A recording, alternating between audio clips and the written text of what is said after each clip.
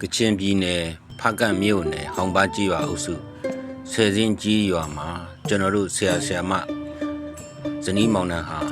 အခြေခံပညာမူလတန်းအကျောင်းကနေပြီးမှအခြေခံပညာအထက်တန်းကျောင်းဖြစ်သည့်အထိ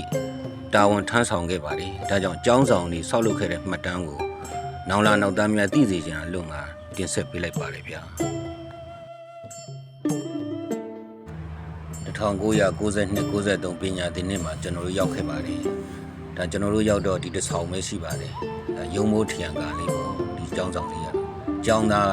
32ယောက်ပဲရှိတယ်။ဒါလေးနဲ့ကျွန်တော်စခဲ့ပါတယ်။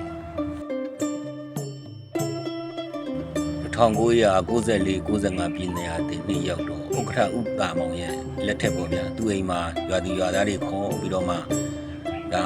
အစည်းအဝေးလုပ်ပြီးဆောက်ခဲ့တဲ့ကျောင်းဆောင်လေးပါတော်တော်ခက်ခဲပါတယ်ဒီကျောင်းဆောင်ဖြစ်ဖို့ရအောင်ဘီလက်မြေတောင်မှဟိုပင်မိုးညင်းကိုသွားပြီးအပိုးခစ်ပေါ့ဗျာချီလင်းခစ်အပိုးခစ်သွားတာ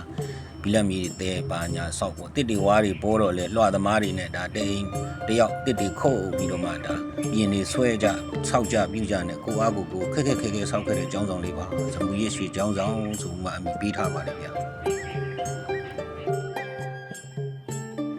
2009ခုနှစ်မှာကျွန်တော်စပြီးတော့မှ SS27 ဆိုတဲ့အဆောင်စဆောက်ပါတယ်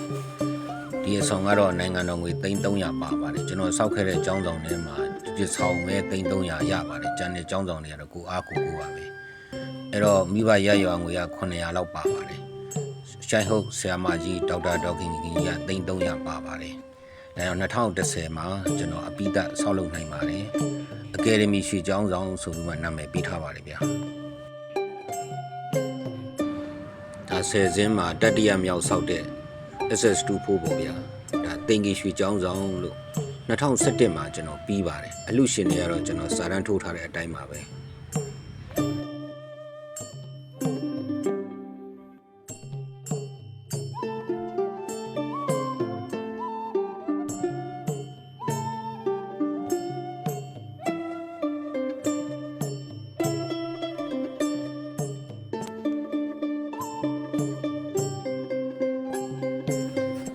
တုတ်ထားမြောက်ကျောင်းဆောင်ပေါ့ဒါကတော့ SS24 ပါပဲ2015မှာကျွန်တော်ပြီးပါတယ်ဒါတော့ဆယ်စင်းရွှေကျောင်းဆောင်ဆိုပြီးနာမည်ပေးထားပါတယ်ဗျာ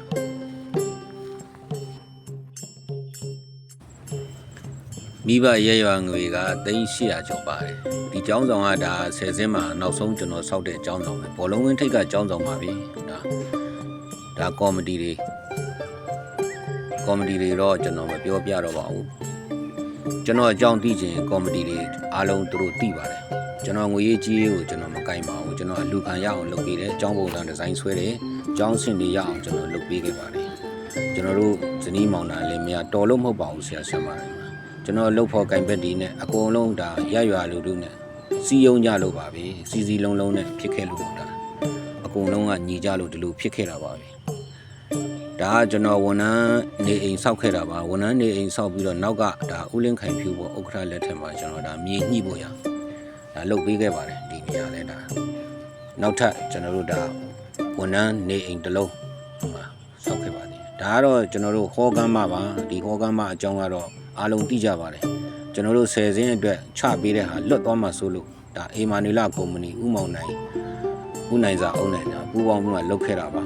ဘလို့ပဲဆိုရရွာအတွက်ကျွန်တော်ရအောင်လုပ်ခဲ့ပါတယ်ဒါပင်းရခကျောင်းဆောင်မှာကျွန်တော်မှော်ထဲမှာဆိုရင်ဒါပင်းရခကျွန်တော်အရင်ဆုံးစဆောက်တယ်ဒီကျောင်းဆောင်ဒါဥတုနန္ဒပေါ့ကျောင်းတိုင်းဆရာတော်ကြီးဥတုနန္ဒကနေဆွမ်းသားကျောင်းဆောင်ကိုကျွန်တော်ဆွန့်ခဲ့တာဒါကိုပြန်ပြင်ပြီးဆောက်ခဲ့တာပါဒီကျောင်းဆောင်တော့ဒါမှော်ထဲမှာအရင်ဆုံးဆောက်ခဲ့တဲ့ကျောင်းဆောင်ပင်းရခအမကဒါကတော့ကျွန်တော်တို့ကြောက်ပုံမှာဆယ်စင်းနဲ့ကျွန်တော်တို့ဟောင်ပါသွားတဲ့ကားလမ်းမပေါ်မှာရှိပါတယ်ဒါကြောက်ပုံမခွဲပါသူ့လေဒီကျောင်းဆောင်ကျွန်တော်ဒါရွာလူတို့နဲ့ပေါင်းခဲ့ပါပေါင်းဦးမှာကျွန်တော်လုပ်ခဲ့တာဒါကတော့ကျွန်တော်တို့ဖာဟောင်းရွှေမော်ပေါ့ဖာဟောင်းရွှေမော်မှာကျွန်တော်ဒါဆောက်လုပ်ခဲ့တဲ့ကျောင်းပါနိုင်ငံတော်ကနေချပေးထားတဲ့ကျောင်းဆောင်တစ်ဆောင်ရှိပါတယ်ဒါကျွန်တော်အခုပြထားတဲ့ဓာတ်ပုံကဟိုတုန်းကကျွန်တော်ဆောက်ခဲ့တဲ့ကျောင်းဆောင်ကိုကျွန်တော်ပြပေးတာပါဆယ်စင်းနဲ့နီးပေမဲ့လို့ဥချောင်းကမ်းပေးဆိုတော့အခက်ခဲရှိပါတယ်ကလေးတွေနော်